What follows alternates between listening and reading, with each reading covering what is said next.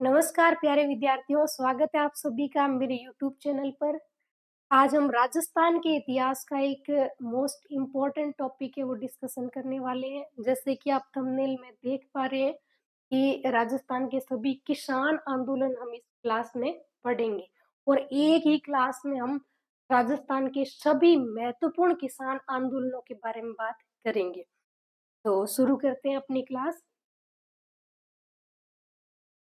राजस्थान में किसान आंदोलन की शुरुआत है वो बिजोलिया किसान आंदोलन से होती है। राजस्थान का पहला प्रथम संगठित और अहिंसात्मक और लंबे समय तक यानी लगभग 44 साल तक चलने वाला किसान आंदोलन था वो था बिजोलिया आंदोलन।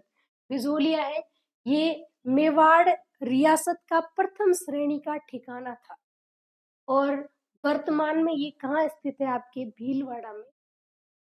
बिजोलिया वर्तमान में कहाँ है? ये भीलवाड़ा जिले में स्थित है। और बिजोलिया का जो प्राचीन नाम मिलता है हमें वो है विजयावल्ली या विंध्यावल्ली। बिजोलिया का प्राचीन नाम क्या था? विजयावल्ली या विंध्यावल्ली था। ठीक है। इसको ऊपरमाल के नाम से भी इसका उपनाम मिलता है हमें, ऊपरमाल के नाम से जाना जाता है। बिजोलिया और चित्तौड़गढ़ के बीच का पठारी क्षेत्र प्राचीन समय में ऊपरमाल के नाम से जाना जाता था। भैंसरोडगढ़ चित्तौड़गढ़ से लेके बिजोलिया भीलवाड़ा तक, चित्तौड़गढ़ भैंसरोडगढ़ से लेके बिजोलिया भीलवाड़ा तक का जो पठारी क्षेत्र था, ये पठारी क्षेत्र आपके किस नाम से जाना जाता था? ऊपरमाल के नाम से। ये ऊपरमाल जागीर है, ये अशोक परमार इसका संस्थापक था। अशोक परमार ने ऊपरमाल जागीर की स्थापना की। कैसे की थी? जब 1527 में खानवा का युद्ध हुआ तो महाराणा सांगा की सहायता के लिए ये अशोक परमार जो जगनेर भरतपुर का निवासी था, जगनेर भरतपुर का निवासी था अशोक परमार। यह अशोक परमार महाराणा सांगा की सहायता के लिए गया था और खानवा के युद्ध में सांगा इसकी वीरता से प्रसन्न होकर अशोक परमार को ऊपरमाल की जागीर है वो भेंट करता है। ऊपरमाल की जागीर का संस्थापक है वो अशोक परमार था।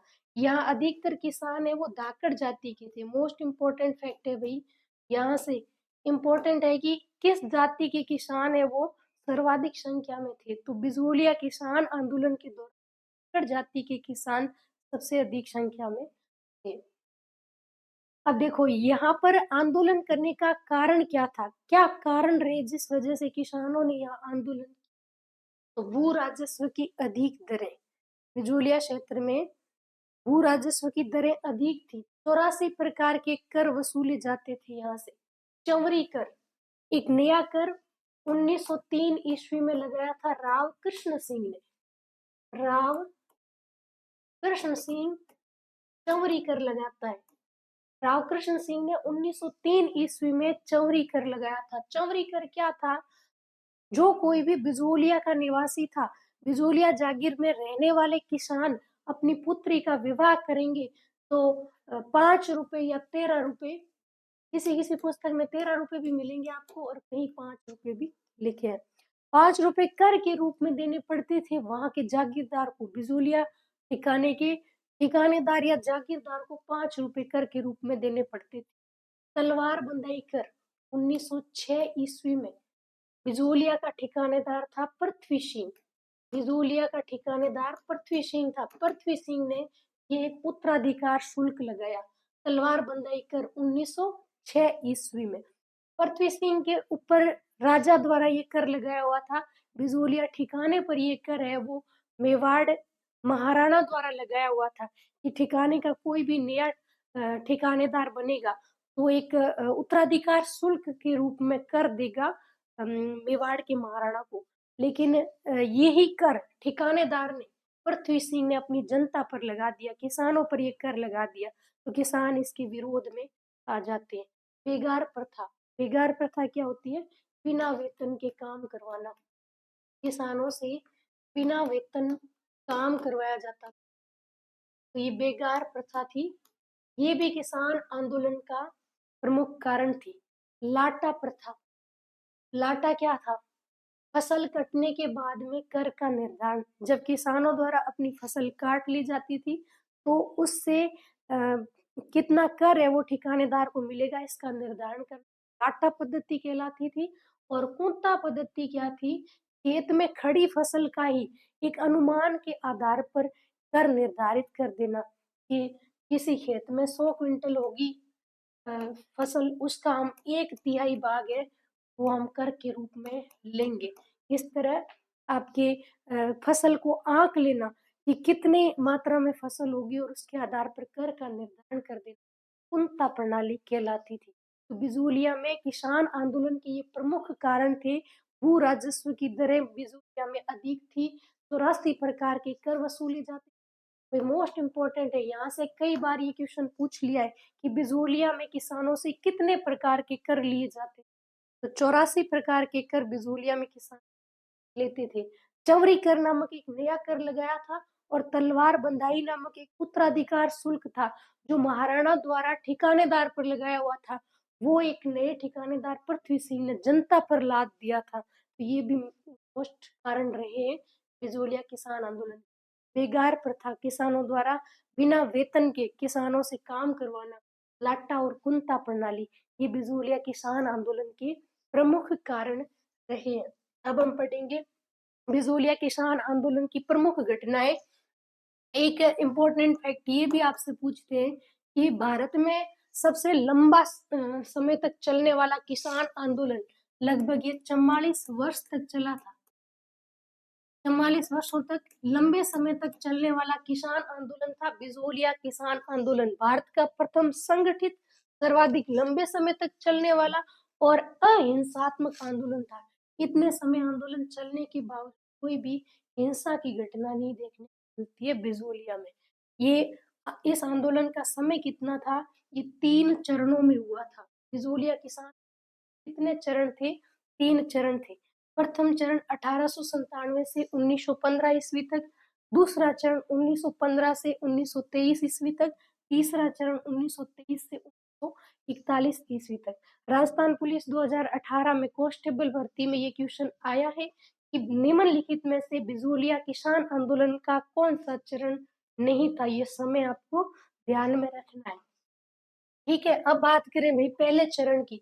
बिजोलिया किसान आंदोलन के दौरान पहले चरण में कौन कौन सी प्रमुख घटनाएं हुई थी? तो 1894 ईस्वी में यहाँ का जो ठिकानेदार था बिजोलिया का सामंत था, वो राव गोविंद दास था। राव गोविंद दास की मृत्यु हो गई 1894 ईस्वी में। जब गोविंद दास की मृत्यु हो गई तो यहाँ का नया ठिकानेदार बना वो राव कृष्ण सिंह। गोविंद दास की मृत्यु के बाद ठिकानेदार कौन बना था? राव कृष्ण सिंह। ठीक है, 1897 ईस्वी में गिरधारीपुरा गांव में गंगाराम धाकड़ के यहाँ पर मृत्यु भोज में किसान एकत्र होते हैं। 1897 ईस्वी की घटना है। गंगाराम धाकड़ के यहाँ पर मृत्यु भोज में जब किसान यहाँ एकत्रित हुए तो उन्होंने आपस में चर्चाएं की कि किस तरह अपने बिजोलिया का जो ठिकानेदार है वो किसानों का शोषण कर रहा है। इस प्रकार किसानों ने चर्चा की थी। वहीं पर साधु सीताराम दास भी उपस्थित थे। साधु सीताराम दास पहले सरकारी पुस्तकालय के अध्यक्ष रहे हुए थे। साधु सीताराम दास ने किसानों को सुझाव दिया कि भाई आप पता तो करो कि ठिकानेदार है वो किसानों का शोषण कर रहा है या फिर कहीं मेवाड़ का महाराणा है वो शोषण कर रहा है। तो साधु सीताराम दास के सुझाव पर 2 किसान नानजी पटेल और ठाकरे पटेल, कौन कौन गए थे? नानजी पटेल और ठाकरे पटेल, ये 2 किसान बिजोलिया ठिकाने के किसानों की शिकायतें लेकर गए थे मेवाड़ महाराणा के पास।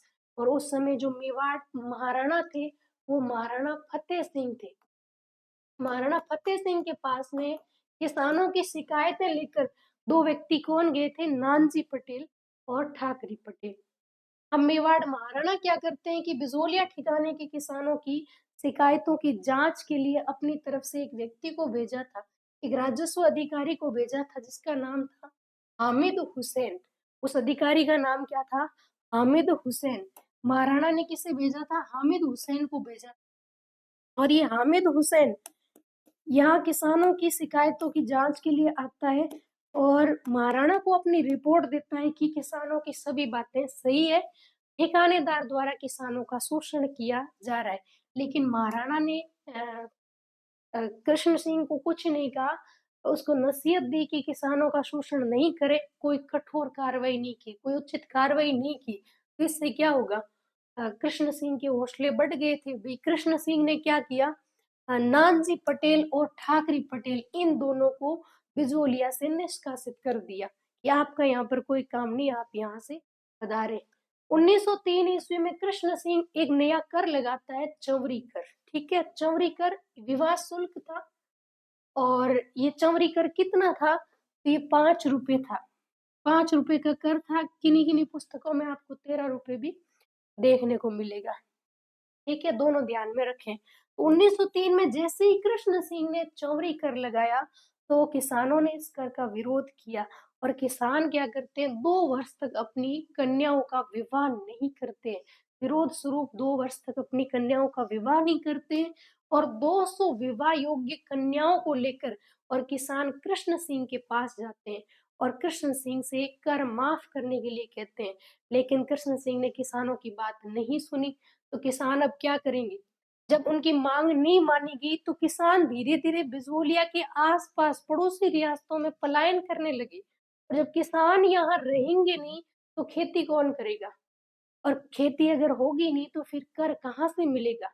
अब कृष्ण सिंह को थोड़ी अक्ल आने लगी कि इस तरह से काम नहीं चलेगा। नदी में रहकर मगर से बैर अच्छा नहीं है। तो किसानों को अगर मैंने रियायतें नहीं दी, किसानों की कोई मांग नहीं मानी, तो किसान वैसे भी बिजोलिया ठिकाने में रहेंगे ही नहीं, और यहाँ रहेंगे नहीं या कृषि नहीं करेंगे, तो मैं कर लूंगा किससे? तो कृष्ण सिंह क्या करता है कि किसानों की कुछ मांगे स्वीकार कर लेता है, और राव कृष्ण सिंह है वो चौवरी कर को आधा कर देता है।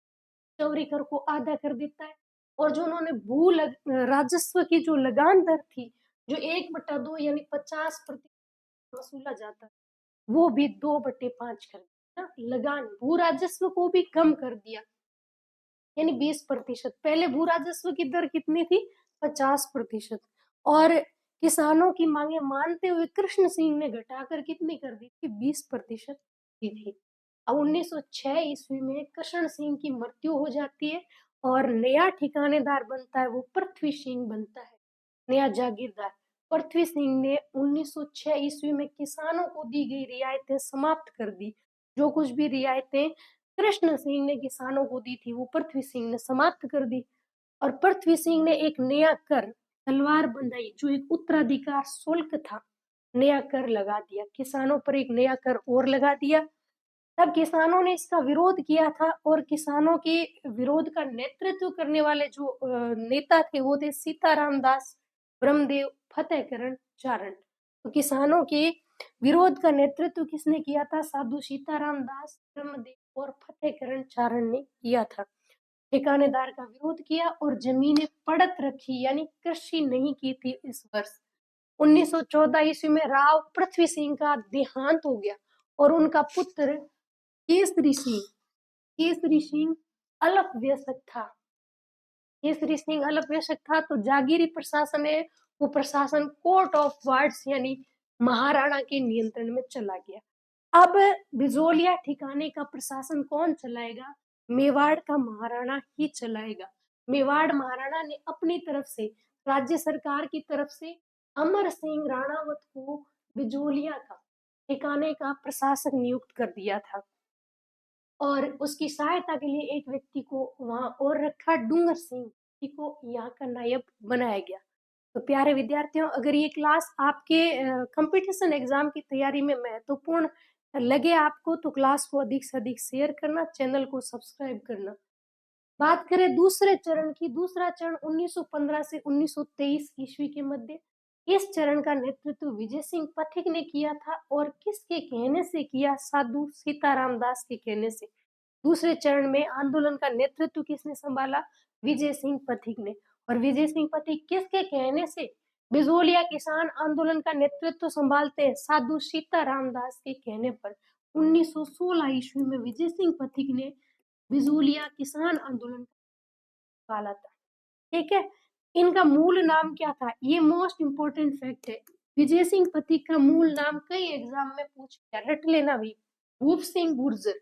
विजय सिंह पथिक का पहले नाम क्या था? भूप सिंह गुर्जर था।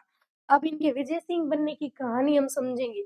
इनका जन्म 1882 ईस्वी में गुठावली गांव बुलंदशहर उत्तर प्रदेश में होता है। ठीक है। 1907 ईस्वी की घटना है कि दो व्यक्ति थे अपने केंद्र के भारत के स्तर पे, रास बिहारी बोस और सचिंद्र सान्याल। रास बिहारी बोस और सचिंद्र सान्याल ने सशस्त्र क्रांति की एक योजना बनाई 1907 ईस्वी में, और उस समय राजस्थान भेजा था विजय सिंह पथिक को। विजय सिंह पथिक अब तक है भूप सिंह गुर्जर, भूप सिंह, गोपाल सिंह खरवा, ये मिलकर राजस्थान में क्रांति करेंगे, ऐसी कुछ योजना थी। लेकिन विजय सिंह पथिक को जेल में कैद कर लिया गया, टॉडगेट जेल में इन्हें रखा गया। वहां से विजय सिंह पथिक फरार हो जाते हैं, और विजय सिंह पथिक भागकर कहाँ आ जाते हैं? ओछड़ी गांव चित्तौड़ में आकर ये रहने लगते हैं और अपना नाम परिवर्तित कर लेते हैं। इन्होंने अपना नाम परिवर्तित कर लिया, और अपना नाम क्या रख लिया था इन्होंने? विजय सिंह पथिक रख लिया। भूप सिंह गुर्जर है वो अपना नाम विजय सिंह पथिक रख लेते हैं, और ये चित्तौड़ में ओछड़ी गांव में रहने लगते हैं। यहाँ रहते उन्होंने, विजय सिंह पथिक ने विद्या प्रचारणी सभा का पुनर्गठन किया। विद्या प्रचारणी सभा जो हरिभाई किंकर ने स्थापित की थी, हरिभाई किंकर द्वारा स्थापित विद्या प्रचारणी सभा का पुनर्गठन किया। और इस विद्या प्रचारणी सभा के तहत ही एक पाठशाला और एक पुस्तकालय की स्थापना विजय सिंह पथिक करते हैं। ठीक है भाई। इसके बाद में देखो, किसान पंचायत या फिर ऊपर माल पंच बोर्ड का गठन 1917 ईस्वी में विजय सिंह पथिक ने किसानों के लिए एक किसान पंचायत या ऊपर माल पंच बोर्ड की स्थापना की थी 1917 में। किस स्थान पर की थी? तो वेरीसाल गांव में हरियाली अमावस्या के दिन की थी। इसके गठनकर्ता विजय सिंह पथिक थे और अध्यक्ष थे मन्ना पटेल। 1918 ईस्वी में विजय सिंह पथिक मुंबई में गांधी जी से मिलते हैं और बिजोलिया के किसानों की समस्याएं बताते हैं। तब गांधी जी अपने निजी सचिव महादेव देसाई को बिजोलिया भेजते हैं। ठीक है। महादेव देसाई को गांधी जी ने भेजा था। इसके बाद में देखो, बिजोलिया किसानों की समस्याओं की जांच के लिए एक आयोग का गठन होता है, बिंदुलाल भट्टाचार्य आयोग। मोस्ट इंपॉर्टेंट है बिंदुलाल भट्टाचार्य आयोग। किस किसान आंदोलन से संबंधित है? बिजोलिया किसान आंदोलन से। ठीक है। इसके अध्यक्ष कौन थे? तो बिंदुलाल भट्टाचार्य। बिंदुलाल भट्टाचार्य की अध्यक्षता में स्थापित होता है, और सदस्य थे अमर सिंह और अफजल अली। इसके बाद में देखो, प्रताप समाचार पत्र जो बिजोलिया आंदोलन से संबंधित सबसे महत्वपूर्ण समाचार पत्र है, कानपुर से प्रकाशित होता था। इसके संपादक है गणेश शंकर विद्यार्थी। विजय सिंह पथिक ने गणेश शंकर विद्यार्थी को बिजोलिया किसान आंदोलन की खबरें प्रकाशित करने के लिए कहा था। कहते हैं विजय सिंह पथिक ने इन्हें एक चांदी की राखी भेजी थी और बिजोलिया किसान आंदोलन की खबरें प्रकाशित करने के लिए कहा था।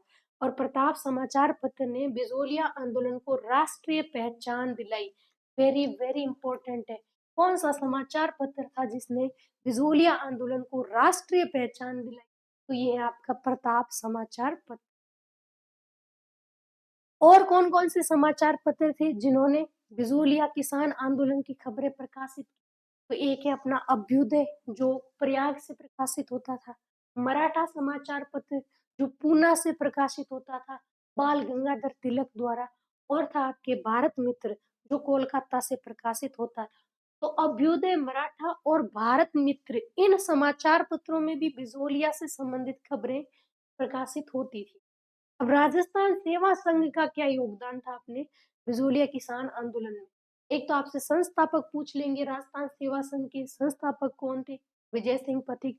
स्थापना किस वर्ष हुई थी? 1919 ईस्वी में वर्धा महाराष्ट्र में, और 1920 में ये राजस्थान सेवा संघ है ये अजमेर स्थानांतरित कर दिया गया। राजस्थान सेवा संघ के माध्यम से कई समाचार पत्र प्रकाशित होते थे, जैसे राजस्थान केसरी समाचार पत्र, नवीन राजस्थान समाचार पत्र, ये ब्यावर अजमेर से प्रकाशित होते थे। और 1923 में तरुण राजस्थान समाचार पत्र भी ब्यावर अजमेर से प्रकाशित किया राजस्थान सेवा संघ के द्वारा। ये सारे समाचार पत्र प्रकाशित होते थे। राजपूताना मध्य भारत सभा ने भवानी दयाल के नेतृत्व में एक जांच आयोग गठित किया। तब महाराणा फतेह सिंह ने कहा था कि बाहर का कोई भी आदमी जांच नहीं करेगा, मैं इसकी जांच के लिए दूसरा आयोग गठित करता हूँ। तो एक दूसरा और आयोग गठित होता है बिजोलिया किसान आंदोलन की समस्याओं की जांच के लिए एक त्रिसदस्यीय आयोग गठित किया 1920 ईस्वी में। और इसमें तीन जो सदस्य थे वो राज सिंह, तखत सिंह, रमाकांत, मालवीय। मेवाड़ सरकार ने आयोग की सिफारिश पर कोई निर्णय नहीं लिया। आंदोलन पुनः प्रारंभ होता है जिसका नेतृत्व माणिक्यलाल वर्मा ने किया था। किसानों के साथ में समझौता, दूसरे चरण में फिर किसानों के साथ समझौता हुआ था 1922 ईस्वी में। एजीजी हॉलैंड और सचिव आजलवी, मेवाड़ के पॉलिटिकल एजेंट विल्किंसन, प्रभाष चंद्र चटर्जी और हाकिम बिहारी मल ये किसानों के साथ में समझौता करते हैं। इस समझौते में किसानों का प्रतिनिधित्व किसने किया? मोती चंद, नारायण पटेल, राम नारायण चौधरी और माणिक्यलाल वर्मा ने। और इस तरह किसानों और ठिकाने के बीच में समझौता हो जाता है और किसानों के 35 कर समाप्त कर दिए। बिजोलिया में कितने कर थे? 84 कर थे। 84 में से 35 कर है वो समाप्त कर दिए, लेकिन सामंत ने ये समझौता मानने से इनकार कर दिया। 10 सितंबर 1923 ईस्वी को बेंगू किसान आंदोलन के दौरान विजय सिंह पथिक को गिरफ्तार कर लिया गया। जब ये किसान आंदोलन चल रहा था उसी दौरान बेंगू में भी 1923 में किसानों द्वारा आंदोलन शुरू किया गया। बेंगू किसान आंदोलन के समय विजय सिंह पथिक है वो 10 सितंबर 1923 ईस्वी को गिरफ्तार हो जाते हैं। अब तीसरा चरण आता है बिजोलिया किसान आंदोलन का। इसकी जो प्रमुख घटनाएं हैं, ट्रेंच जो एक राजस्व अधिकारी था उसने नया भूमि बंदोबस्त लागू किया था। और एक बात एक इसमें ये भी आती है कि भी जो विश्व युद्ध था, प्रथम विश्व युद्ध जो 1914 ईस्वी में हो गया था, प्रथम विश्व युद्ध के समय प्रत्येक किसान से प्रति हल 10 रुपए का चंदा वसूला गया था। युद्ध के कर के रूप में एक नया कर किसानों पर और आर्थिक भार बढ़ा दिया गया। दूसरा जो मेन कारण है वो ट्रेंच द्वारा नया भूमि बंदोबस्त लागू किया गया। और इस नए भूमि बंदोबस्त में क्या था कि किसान है वो असिंचित भूमि पर कृषि कर रहे थे। तो ट्रेंच क्या करते हैं कि पीवल भूमि यानी जो सिंचित भूमि थी उस पर तो कम कर लगाते हैं, और असिंचित भूमि जिस पर किसान कृषि करते थे अधिकतर, असिंचित भूमि पर अधिक कर लगा दिया। ये मुख्य कारण था। अब किसान इस बात का विरोध करते हैं और विजय सिंह पथिक के कहने पर किसानों ने अपनी जमीनें हैं वो ठिकानेदार को सौंप दी। बिजोलिया ठिकानेदार को सौंप दी कि आप ही खेती कर लो, अब हमारी तो बस की बात नहीं है। तो ठिकानेदार क्या करता है? जमीनें जब्त कर लेता है। भाई विजय सिंह पथिक ने तो सोचा इस तरह हम विरोध करेंगे, किसान अगर खेती नहीं करेंगे, जमीनें ठिकानेदार को सौंप देंगे, तो ठिकानेदार किसानों के नोरे निकालेगा कि भाई तुम खेती करो, खेती मैं थोड़ी नहीं करूंगा। लेकिन इधर उल्टा हो गया। ठिकानेदार ने कहा कोई बात नहीं, रख दो जमीनें, आपको खेती नहीं करनी है तो रहने दो। और किसानों की जमीनें जब्त कर ली जाती है। तो इस बात पे माणिक्यलाल वर्मा, राम नारायण चौधरी, इन जो किसान नेता होते हैं इनमें मतभेद उत्पन्न हो जाता है। तो विजय सिंह पथिक क्या करते हैं? 1927-28 ईस्वी में विजय सिंह पथिक है वो आंदोलन से अलग हो गए, किसान आंदोलन से वो अलग हो गए। तब गांधी जी जमनालाल बजाज को आंदोलन का नेतृत्व करने के लिए भेजते हैं। जब विजय सिंह पथिक आंदोलन से अलग हो गए तो गांधी जी ने किसे भेजा? जमनालाल बजाज को बिजोलिया किसान आंदोलन का नेतृत्व करने के लिए भेजा। और जमनालाल बजाज ने अपनी तरफ से एक व्यक्ति को नियुक्त किया, वो थे हरिभाऊ उपाध्याय। तो अब तीसरे की जो चरण का नेतृत्व है वो हरिभाऊ उपाध्याय द्वारा किया जाता है। जमनालाल बजाज ने हरिभाऊ उपाध्याय को आंदोलन का सौंपा। 1941 ईस्वी में मेवाड़ के प्रधानमंत्री टी विजय राघवाचारी और राजस्व अधिकारी थे मोहन सिंह मेहता। इन्होंने किसानों के साथ समझौता कर लिया। ठिकानेदार ने जब्त की गई जमीनें किसानों को वापस लौटा दी और यह आंदोलन समाप्त हो गया। तो इस तरह बिजोलिया किसान आंदोलन है वो 44 वर्ष तक चला था, 1897 ईस्वी से लेके 1941 ईस्वी तक। और अंत में ठिकानेदार ने सब मांगे मान ली थी, जब्त की गई जमीनें वापस लौटा दी थी और इस तरह से किसान आंदोलन समाप्त हो गया। बिजोलिया किसान आंदोलन में तुलसी भील ने एक असाधारण संदेश वाहक के रूप में काम किया था। ये इम्पोर्टेंट है, ये क्वेश्चन रिपीट होगा फिर से आपके कि बिजोलिया किसान आंदोलन के दौरान कौन व्यक्ति था जिसने एक असाधारण संदेश वाहक के रूप में काम किया था? तो ये थे तुलसी भील। ठीक है, इस तरह आपका ये बिजोलिया आंदोलन समाप्त हो गया है। अगला किसान आंदोलन है वो है आपका बेंगू किसान आंदोलन।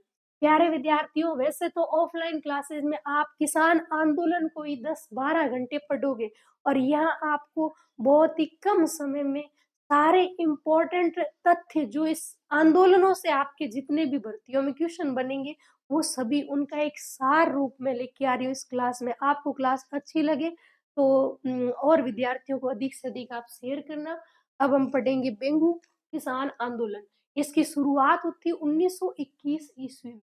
इस स्थान से मेनाल भीलवाड़ा के भैरूकुंड गांव से। ठीक है, मेनाल भीलवाड़ा के भैरूकुंड गांव से, ये भी आपके भीलवाड़ा में था बेंगू ठिकाना। बेंगू भी मेवाड़ रियासत का प्रथम श्रेणी का ठिकाना था।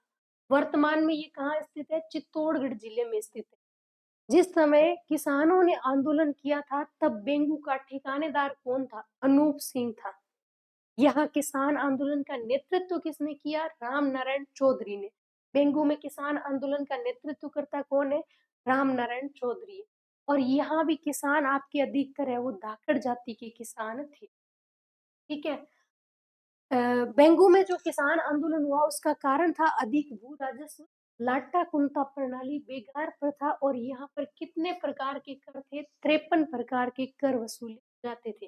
किसानों ने विजय सिंह पथिक को आंदोलन का नेतृत्व करने के लिए कहा। तब पथिक जी ने राम नारायण चौधरी को बेंगू भेजा था। तो यहाँ नेतृत्व कौन करते? राम नारायण चौधरी। 1922 ईस्वी में विजय सिंह पथिक की मध्यस्थता से किसानों तथा अनूप सिंह के बीच में समझौता हो जाता है। 1922 ईस्वी में विजय सिंह पथिक मध्यस्थ की भूमिका निभाते हैं और किसानों और वहां के ठिकानेदार अनूप सिंह के बीच समझौता करवा देते हैं। लेकिन अनूप सिंह है वो किसानों की कुछ मांगे मान लेता है, लेकिन ट्रेंच इस समझौते को बोल्शेविक समझौता याद है, मोस्ट इंपोर्टेंट है भाई, रट लेना, यहाँ से पक्का क्वेश्चन आएगा आपके। बोल्शेविक समझौता है वो किस किसान आंदोलन से संबंधित है? बेंगू किसान आंदोलन से संबंधित है। अनूप सिंह और किसानों के बीच हुए समझौते को बोल्शेविक समझौते की संज्ञा किसने? राजस्व अधिकारी ट्रेंच ने। मेवाड़ महाराणा इस मान्यता नहीं देते। मेवाड़ महाराणा ने ये समझौता मान अनूप सिंह को ठिकानेदार पद से हटा दिया कि भाई अनूप सिंह ने मेवाड़ महाराणा से पूछे बिना किसानों से समझौता क्यों कर लिया। तो मेवाड़ महाराणा नाराज हो जाते और इन्होंने ठिकानेदार के पद से हटा दिया था अनूप सिंह को। और अनूप सिंह को हटाया तो अनूप सिंह के स्थान पर बेंगू का प्रशासक किसे नियुक्त किया था? अमृतलाल को। बेंगू का अमृतलाल को बनाया गया। मेवाड़ महाराणा ने किसानों की शिकायतों की जांच के लिए ट्रेंच आयोग भेजा था। 23 जून को 23 ईस्वी को ट्रेंच कमीशन आता है बेंगू के किसानों की समस्याओं की जांच के लिए। ट्रेंच आयोग ने जांच के बाद अपनी रिपोर्ट में किसानों की मांगे उचित बताई थी, लेकिन महाराणा ने कोई कार्रवाई नहीं। ट्रेंच ने किसानों की सारी मांगे उचित बताई लेकिन महाराणा कोई कार्रवाई नहीं करते। और गोविंदपुरा हत्याकांड 13 जुलाई 1923 ईस्वी को गोविंदपुरा गांव में फ्रेंच ने किसानों पर गोलियां चलाने का आदेश दिया था और इस गोली कांड में 2 व्यक्ति शहीद हो गए। ये क्वेश्चन है आपका। रूपा जी और कृपा जी धाकड़ बेंगू किसान आंदोलन के दौरान शहीद हो गए। गोविंदपुरा हत्याकांड के दौरान शहीद हुए। 13 जुलाई 1923 को होता है गोविंदपुरा हत्याकांड और इसमें कौन से 2 किसान शहीद हुए? रूपा जी और कृपा जी धाकड़। मेवाड़ महाराणा और किसानों के मध्य समझौता हो जाता है और बेंगू किसान आंदोलन है वो आपका समाप्त हो गया। नेक्स्ट किसान आंदोलन है वो शेखावाटी किसान आंदोलन।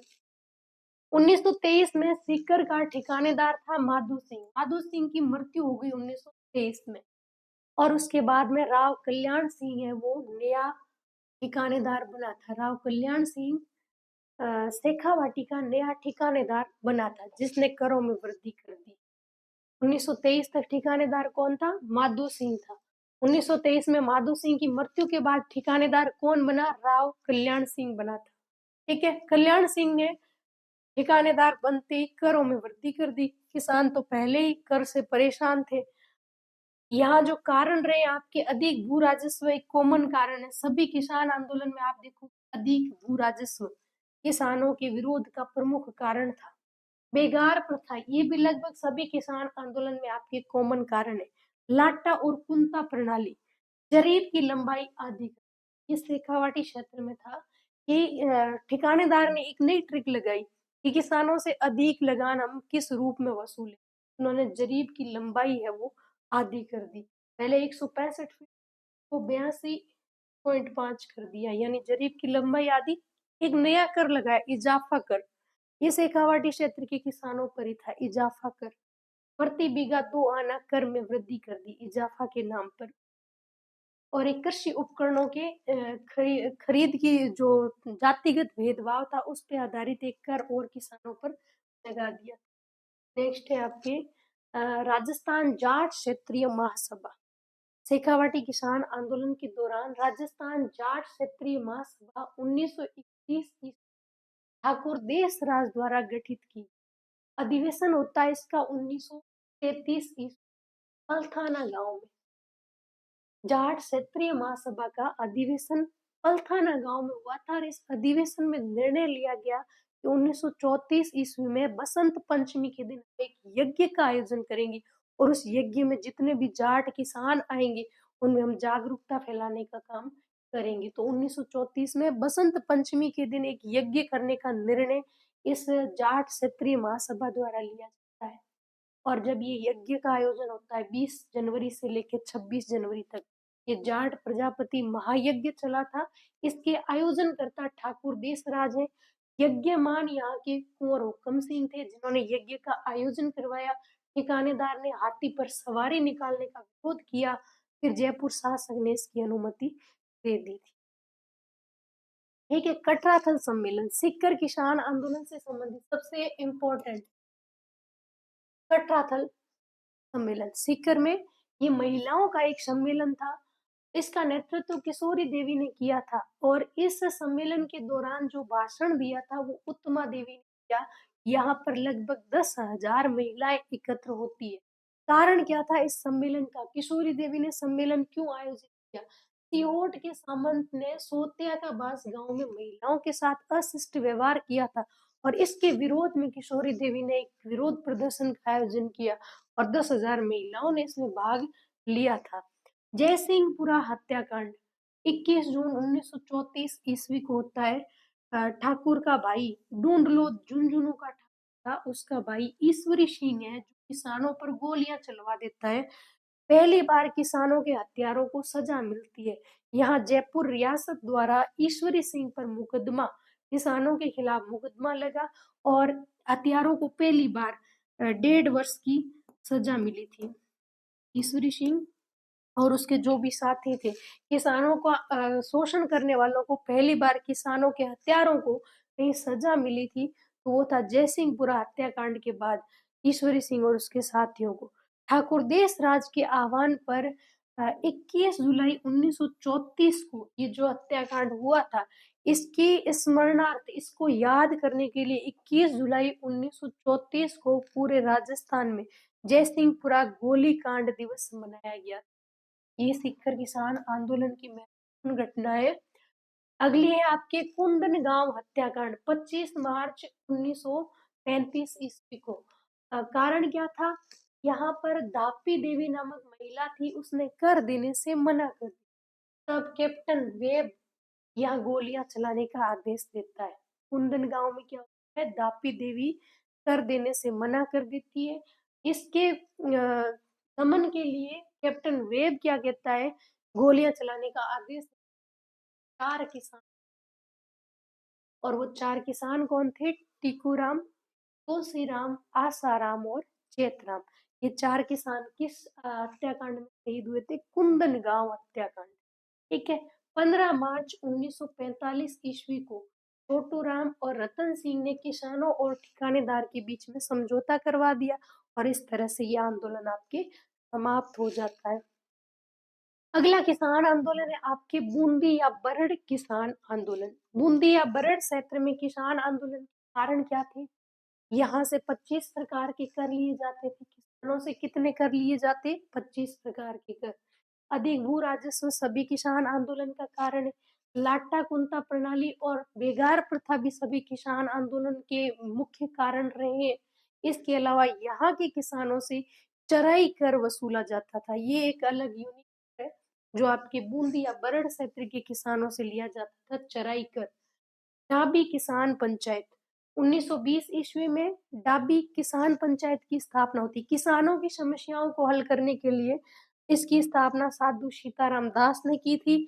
इसके अध्यक्ष थे हरला भड़क। और इस तरह की और किसान पंचायतें आपके बरूंदन, गरदड़ा और क्षेत्रों में भी स्थापित की जाती किसानों की समस्याओं को सुनने के लिए। आंदोलन का नेतृत्व किया था पंडित नैनूराम शर्मा ने। 1922 ईस्वी में यह आंदोलन शुरू होता है पंडित नैनूराम शर्मा के नेतृत्व में। और बरड़ क्षेत्र में यह आंदोलन शुरू होने के कारण इसको बरड़ किसान आंदोलन भी कहते हैं। ठीक है। यहाँ जो स्थानीय नेतृत्वकर्ता थे वो स्वामी नित्यानंद थे। बूंदी या बरड़ किसान आंदोलन के स्थानीय नेतृत्वकर्ता कौन थे? नित्यानंद, स्वामी नित्यानंद थे। यहाँ जो हत्याकांड होता है वो डाबी हत्याकांड, डाबी सभा 2 अप्रैल 1923 को आयोजित होती है। किसानों की एक सभा थी जिस पर इकराम हुसैन ने गोलियां चलाने का आदेश दिया था। यहाँ नानक जी भील और देवीलाल गुर्जर शहीद हो गए। 2 व्यक्ति शहीद हो जाते हैं, नानक जी भील और देवीलाल गुर्जर। नानक जी भील उस समय झंडा गीत गा रहे थे। कौन सा गीत गा रहे थे? झंडा गीत। नानक जी भील शहीद हुए उस समय कौन सा गीत गा रहे थे? झंडा गीत।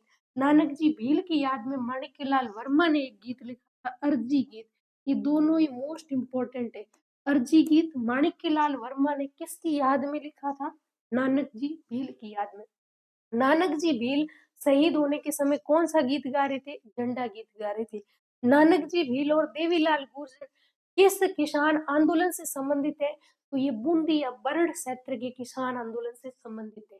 और डाबी हत्याकांड है वो किस किसान आंदोलन से संबंधित है? बूंदी या बरड़ क्षेत्र के किसान आंदोलन। कब होता है?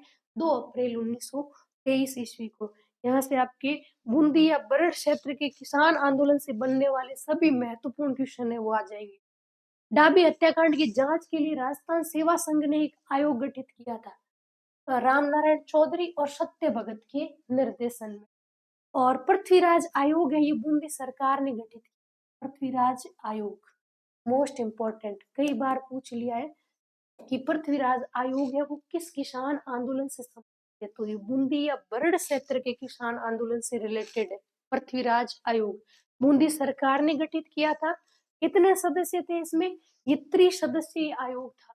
और इस त्रिसदस्यीय आयोग में 3 सदस्य कौन कौन थे? पृथ्वी सिंह, राम प्रताप और भैरोलाल। पृथ्वीराज आयोग। ठीक है। पंडित नैनूराम शर्मा और भंवरलाल सोनी को गिरफ्तार कर लिया था बूंदी या बरड़ क्षेत्र के आंदोलन के समय। 1936 ईस्वी में आंदोलन पुनः शुरू हो जाता है। ठीक है। हिंडोली सम्मेलन होता है नवंबर 1936 ईस्वी में। बरड़ या बूंदी क्षेत्र के किसान आंदोलन के दौरान मुंडेश्वर महादेव मंदिर में 90 गांवों के 500 किसान, लगभग 500 किसान यहाँ एकत्र हुए थे मुंडेश्वर महादेव मंदिर में, हिंडोली नामक स्थान पर। ठीक है। यहाँ गुर्जर है वो आपके नुक्ता प्रथा, जो एक मृत्यु भोज प्रथा, उसको नुक्ता प्रथा प्रतिबंधित करने का विरोध करते हैं। फिर प्रतिबंध हटा दिया जाता है। ठीक है। नेक्स्ट है आपका अलवर किसान आंदोलन। खालसा भूमि कितनी थी अलवर में? 80%।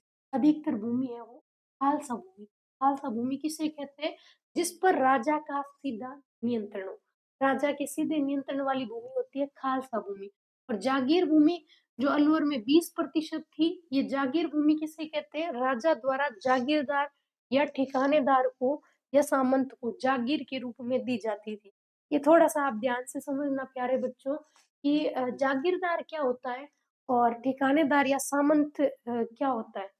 देखो राजा का ये साम्राज्य है, राजा के अधीन जितनी भी ये भूमि है, इसमें से राजा ने अपने किसी संबंधी को या अपने दरबार में कुछ काम करने वाले को वेतन के बदले में ये जमीन का एक टुकड़ा दे दिया। इस जमीन का जमीन को ही हम जागीर कहेंगे। इस जमीन का या जागीर का जो मालिक होता था उसको हम सामंत कह सकते हैं और उसी को हम जागीरदार कह सकते हैं। जागीर का मालिक है वो जागीरदार होगा, जागीरदार कह सकते हैं। अब देखो RS मेंस में एक बार पूछा है छोटा वाला क्वेश्चन कि जागीरदार और जमींदार में क्या अंतर होता है। तो देखो सामंत और जागीरदार एक ही व्यक्ति है। राजा ने जो जमीन उसको दी है शासन करने के लिए, वहां से भू राजस्व वसूल करने के लिए सामंत को या जागीरदार को या इसी को हम ठिकाना कहेंगे तो ये ठिकानेदार हो जाएगा मालिक। ये ठिकाना है तो ठिकाने का मालिक कौन हो गया? ठिकानेदार। तो इसको हम ठिकाना कह सकते हैं या जागीर कह सकते हैं। जागीर का मालिक है वो जागीरदार और ठिकाने का मालिक वो ठिकानेदार हो गया। और ये जमीन जिसके अंडर में वो सामंत भी कहलाएगा। अब देखो जागीरदार और जमींदार में क्या अंतर है।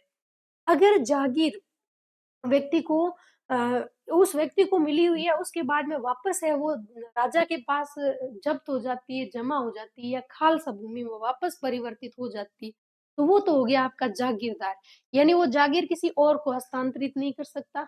वो अपने आगे आने वाली पीढ़ी के लिए वो जागीर नहीं रख सकता।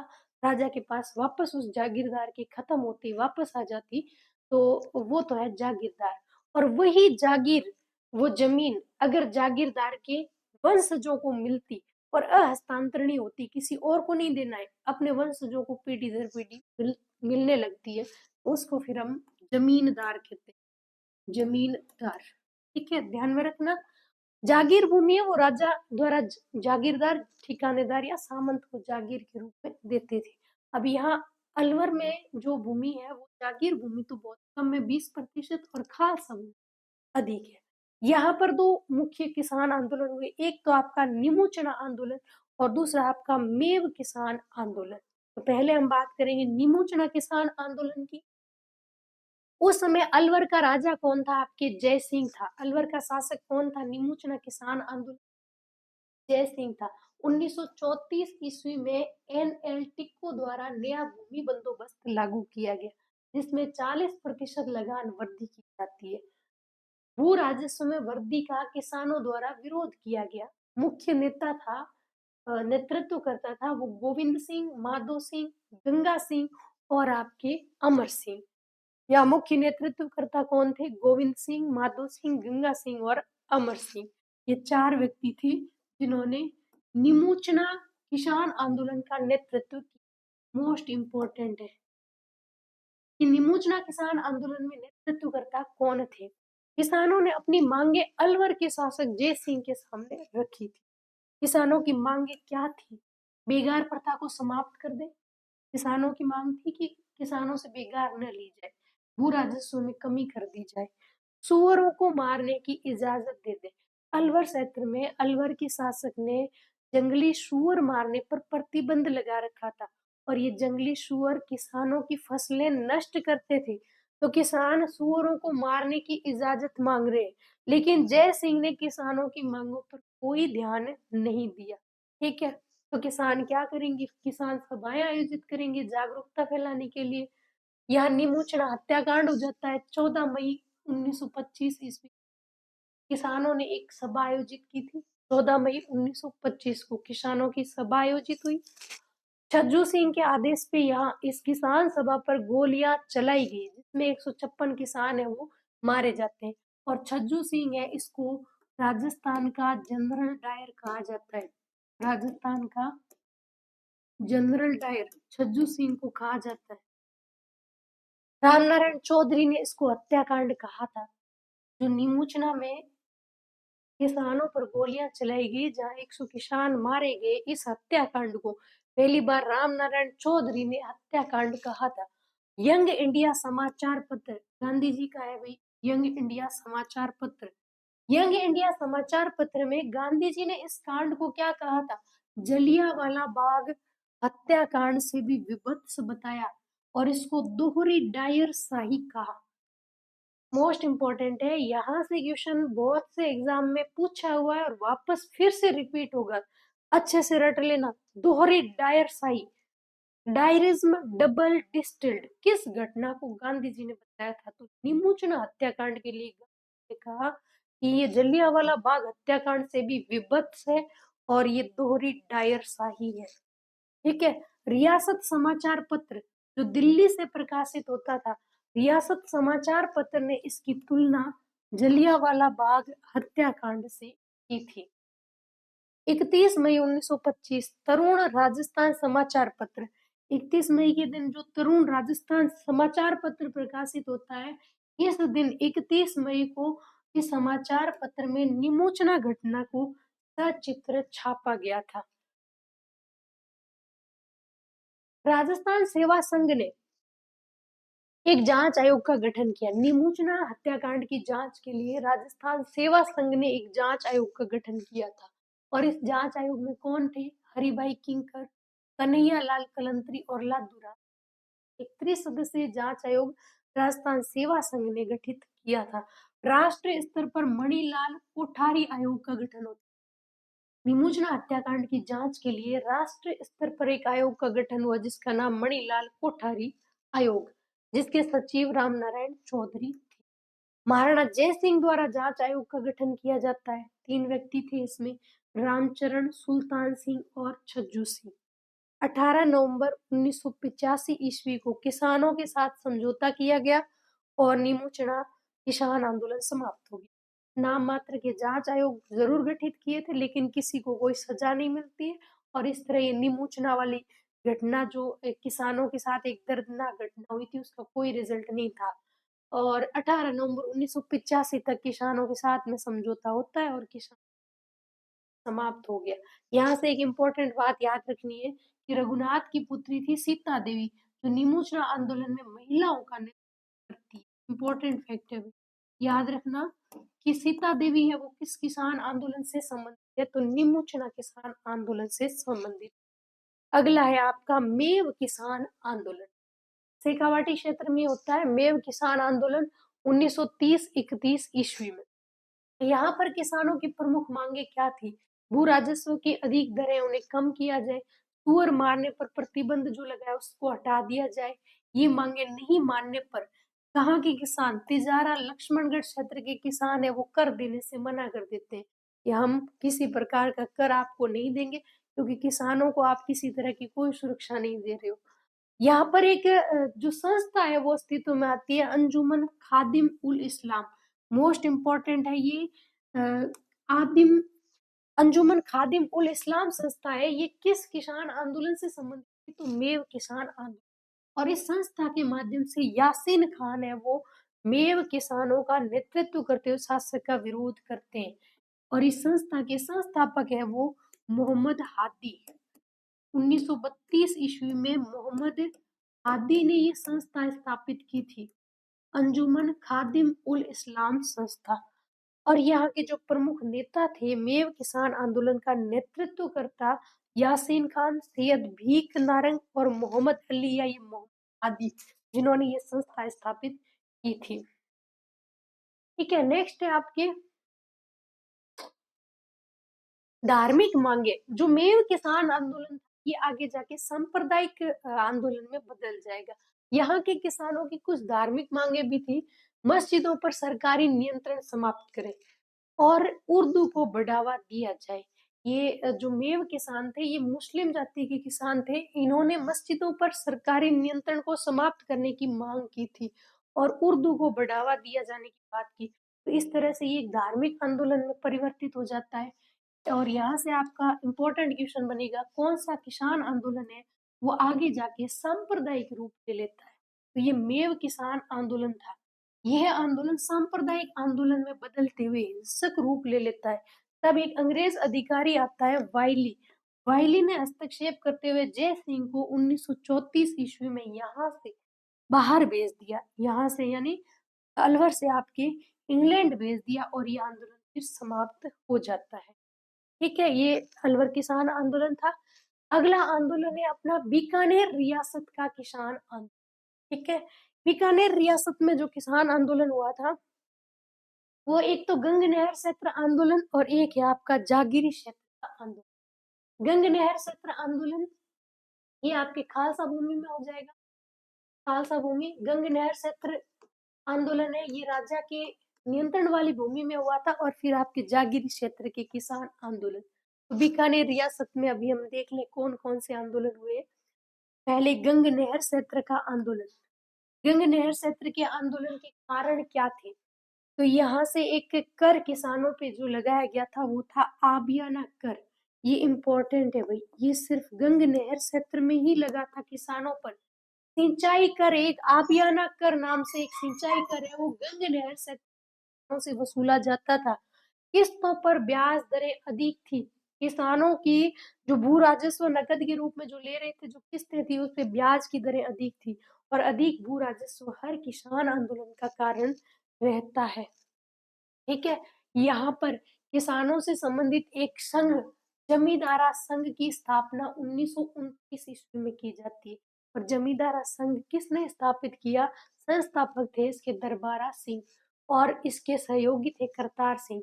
दरबारा सिंह ने जमींदारा संघ की स्थापना 1929 ईस्वी में की थी और इनके सहयोगी कौन थे? करतार सिंह थे। जमींदारा संघ द्वारा किसानों की मांगे मनवाने के लिए आंदोलन चलाया जाता है। गंगा सिंह जी की मृत्यु के बाद में जब शार्दुल सिंह बीकानेर के शासक बने, तो उन्होंने किसानों की अधिकांश मांगे मान ली थी और यह आंदोलन आपके समाप्त हो गया। किसानों की मांगे मान ली गई और आंदोलन है वो आपके समाप्त हो गया। ये आंदोलन पूर्णतः शांतिपूर्ण रहा था। ठीक है, इसके बाद में देखें अपने जागीरी क्षेत्र में आंदोलन। वो खालसा भूमि का था, गंग नहर क्षेत्र का आंदोलन। जागीरी क्षेत्र में कौन कौन से आंदोलन हुए? 1937 में आपके उद्रासर किसान आंदोलन, 1938 में महाजन क्षेत्र में, ये ठिकाने थे बीकानेर रियासत के। 1938 में महाजन ठिकाने में, 1944 में दूधवा खारा किसान आंदोलन, 1946 में कांगड़ क्षेत्र का किसान आंदोलन। कारण क्या थे यहाँ पर किसानों द्वारा विद्रोह करने के? तो भू राजस्व की अधिक दरें थी, यहाँ से आपकी 37 प्रकार की लाग बाग वसूली जाती थी, बेगार प्रथा प्रचलित थी। तो सबसे पहले बीकानेर में जो जागीरी क्षेत्र में पहला आंदोलन होता है वो 1937 ईस्वी में उद्रासर किसान आंदोलन हुआ था। और उद्रासर किसान आंदोलन का नेतृत्व किसने किया? जीवन राम चौधरी ने। जीवन राम चौधरी के नेतृत्व में उद्रासर क्षेत्र में किसान आंदोलन होता है। 1938 में महाजन ठिकाने के पुंगल और कुंभन क्षेत्रों में भी किसानों ने आंदोलन किए थे। यहाँ क्वेश्चन किस तरह से पूछेंगे? आप क्वेश्चन पूछेंगे कि महाजन किसान आंदोलन कब हुआ था? 1938 में। उद्रासर किसान आंदोलन कब हुआ था? 1937 में। अगर कोई नेतृत्व करता है तो महाजन में तो दे नहीं रखा है आपके, और उद्रासर में नेतृत्व करता जीवन राम चौधरी थे। नेक्स्ट है आपके दूधवा खारा किसान आंदोलन, ये इंपॉर्टेंट है। दूधवा खारा किसान आंदोलन बीकानेर रियासत के अंतर्गत दूधवा खारा में ठिकानेदार कौन था? सूरजमल सिंह था, सूरजमल सिंह शेखावत। इस स्थान पर किसानों के विरोध का नेतृत्व किसने किया? तो हनुमान सिंह चौधरी ने किया था किसानों का नेतृत्व। हनुमान सिंह चौधरी ने भादरा, हनुमानगढ़, माउंट आबू, सिरोही में बीकानेर के शासक से मिलने का प्रयास किया था, लेकिन राजा ने मिलने से मना कर दिया और दमन की नीति अपनाते हनुमान सिंह चौधरी को गिरफ्तार कर लिया जाता है और फिर उसे रतनगढ़, अनूपगढ़ और बीकानेर जेल में क्रमशः रखते हैं। तो पहले उनको रतनगढ़ जेल में रखा, फिर अनूपगढ़ जेल में, फिर उसके बाद बीकानेर जेल में रखा जाता है। हनुमान सिंह जेल में रहते हुए 65 दिन की भूख हड़ताल करते हैं और इस तरह अपना विरोध दिखाते हैं।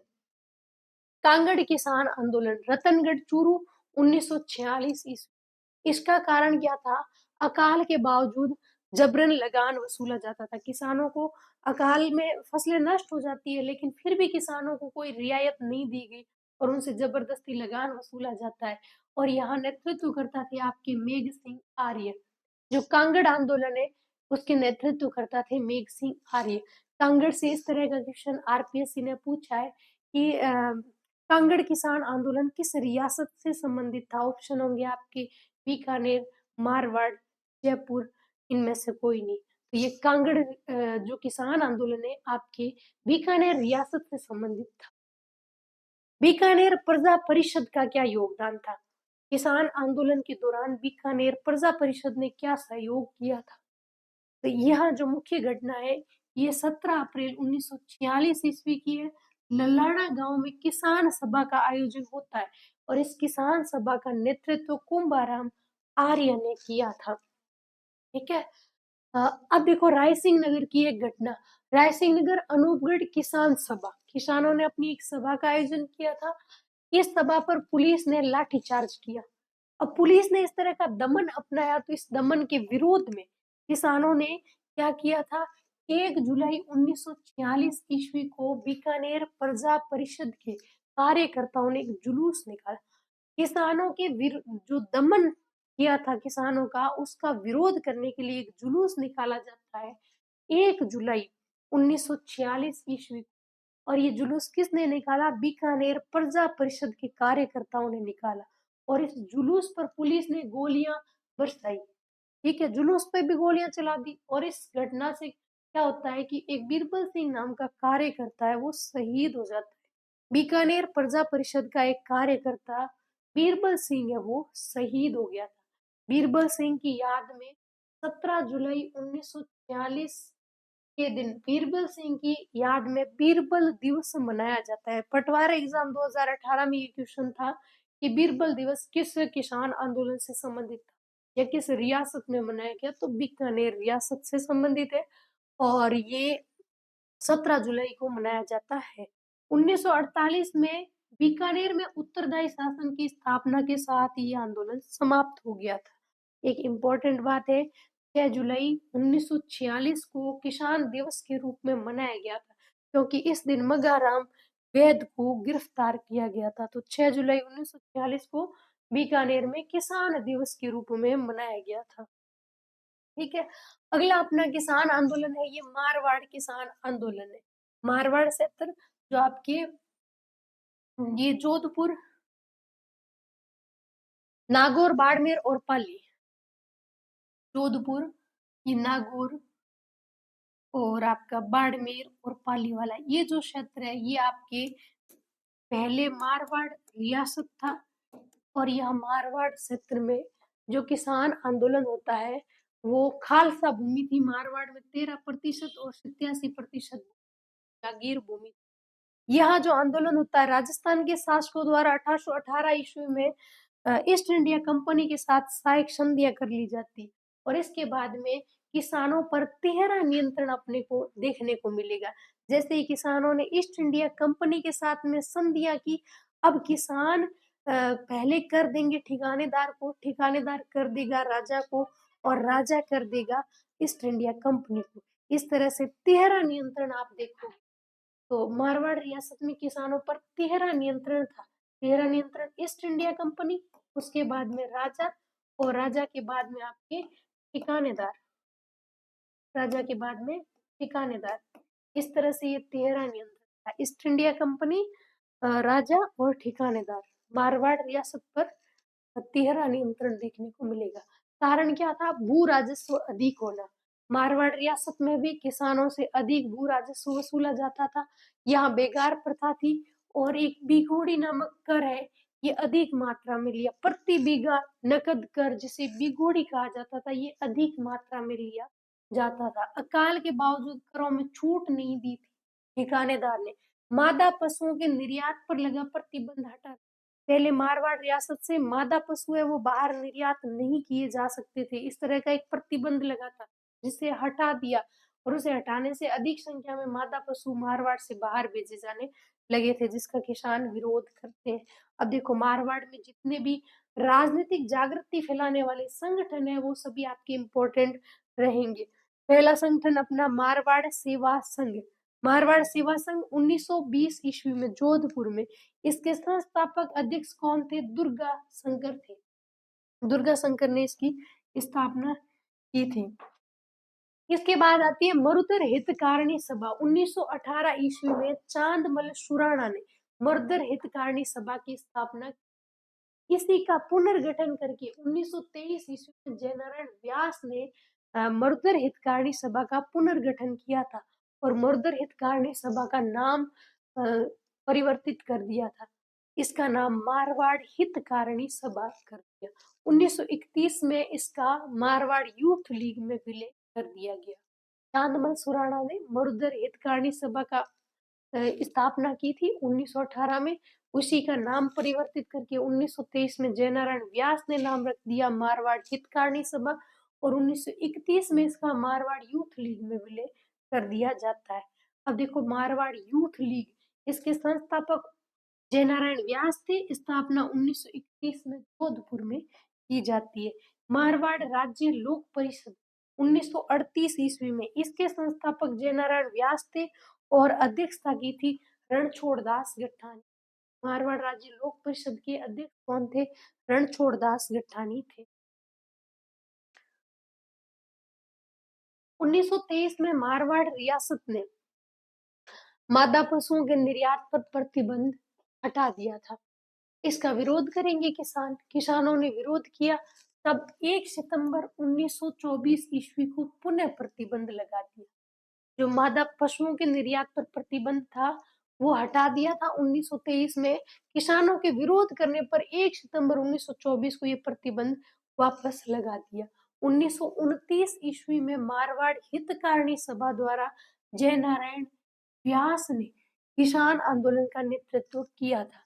मारवाड़ हितकारिणी सभा द्वारा पोपाबाई की पोल, ये पुस्तिका, और मारवाड़ की अवस्था, दो पुस्तिकाएं प्रकाशित की जाती है। मारवाड़ की अवस्था और पोपाबाई की पोल, दो पुस्तिकाएं मारवाड़ हितकारिणी सभा द्वारा प्रकाशित की जाती है। और इन पुस्तिकाओं के लेखक कौन थे? जयनारायण व्यास थे। जयनारायण व्यास ने पोपाबाई की पोल और मारवाड़ की अवस्था नामक दो पुस्तिकाएं लिखी, जिसका प्रकाशन मारवाड़ हितकारिणी सभा द्वारा किया जाता है। चंडावल कांड, मारवाड़ किसान आंदोलन से संबंधित मोस्ट इम्पोर्टेंट चंडावल कांड कहाँ होता है? आपके सोजतपाली में। कब होता है? 28 मार्च 1942 ईस्वी।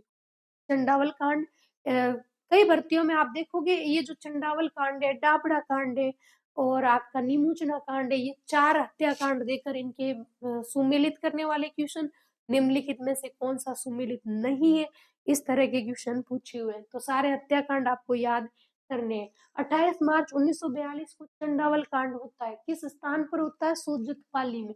किसानों की सभा पर लाठीचार्ज होता है। इसका उद्देश्य क्या था? उत्तरदायी शासन। यहाँ किसान इकट्ठे क्यों हुए थे? चंडावल में उत्तरदायी शासन को स्थापित करने के लिए। डाबड़ा कांड, डीडवाना नागौर, 13 मार्च 1947 को होता है। मारवाड़ राज्य लोक परिषद और मारवाड़ किसान सभा का सम्मेलन आयोजित होता है और इस कांड में जो व्यक्ति शहीद हुए थे वो थे पन्ना राम, नंदराम, जग्गू जाट और चुन्नीलाल शर्मा और रुगाराम चौधरी। ये मुख्य मुख्य व्यक्ति थे। इनके सहित 12 किसान है वो शहीद हो गए। डाबड़ा कांड में कुल 12 किसान शहीद हुए, जिसमें मैन थे वो पन्ना राम, नंदाराम, जग्गू जाट, चुन्नीलाल और रुगाराम चौधरी। इस तरह ये डाबड़ा कांड होता है। वर्तमान में ये डीडवाना कुचामन जिले में है। मारवाड़ किसान सभा 1941 ईस्वी में, इसकी स्थापना बलदेव राम ने की थी। 1948 ईस्वी में जोधपुर में जयनारायण व्यास के नेतृत्व में उत्तरदायी शासन की स्थापना हो जाती है और 1941 में मारवाड़ काश्तकार अधिनियम टेनेंसी एक्ट लाया जाता है। 1941 ईस्वी में मारवाड़ काश्तकार अधिनियम टेनेंसी एक्ट द्वारा किसानों की अधिकांश मांगे मान ली जाती है और ये आंदोलन आपका पूर्णतः समाप्त हो जाता है। इस तरह से मारवाड़ में किसान आंदोलन है वो समाप्त हो गया। किस एक्ट द्वारा समाप्त हुआ? तो मारवाड़ काश्तकार अधिनियम या टेनेंसी एक्ट द्वारा मारवाड़ किसान आंदोलन समाप्त हो जाता है। ये मारवाड़ काश्तकार अधिनियम कब आया? 1941 ईस्वी में आता है। अब आपके रहता है एक किसान आंदोलन है जो भरतपुर किसान आंदोलन है। इससे आपके सिर्फ नेतृत्वकर्ता पूछा गया है और एक इम्पोर्टेंट क्वेश्चन ये बनता है कि ये जो भोजी नंबरदार नेतृत्व करता है इसको गिरफ्तार कब किया? दो क्वेश्चन आते हैं यहाँ भरतपुर से। कारण आप सब जानते हो, कॉमन कारण थे वही लाटा कुंता प्रणाली है, बेगार प्रथा है और भू राजस्व की अधिक दरें हैं। भरतपुर किसान आंदोलन से इम्पोर्टेंट दो फैक्ट है आपके, एक तो नेतृत्वकर्ता और एक इसको गिरफ्तार कब किया गया। तो भरतपुर किसान आंदोलन का नेतृत्व करता था भोजी नंबरदार और 23 नवंबर 1931 को भोजी नंबरदार है, इसने भरतपुर में व्यापक किसान विरोध का आयोजन किया था और एक भड़काऊ भाषण दिया था किसानों में। तो इन्हें 23 नवंबर 1931 को भोजी नंबरदार को गिरफ्तार कर लेते हैं और इसी के साथ ये किसान आंदोलन समाप्त हो जाता है, जो भरतपुर क्षेत्र में हुआ था। तो प्यारे विद्यार्थियों, इस तरह से राजस्थान के सभी किसान आंदोलन है वो हमने बहुत ही कम समय में एक क्लास में कंप्लीट कर लिए। आप इस क्लास को बार-बार रिवाइज करना और अधिक से अधिक क्वेश्चन आपके यहाँ से सही हो जाएँगे। इस बात का मैं वादा करती हूँ आपसे और क्वेश्चन सही करने के साथ-साथ और विद्यार्थियों से भी सही करवाने हैं आपको, क्योंकि सुना है ना, सरस्वती भंडार की बड़ी अपूर्व बात, जो खर्चे त्यों-त्यों बढ़े बिन खर्चे घट जात। तो क्लास को अधिक से अधिक शेयर करना है, लाइक करना है।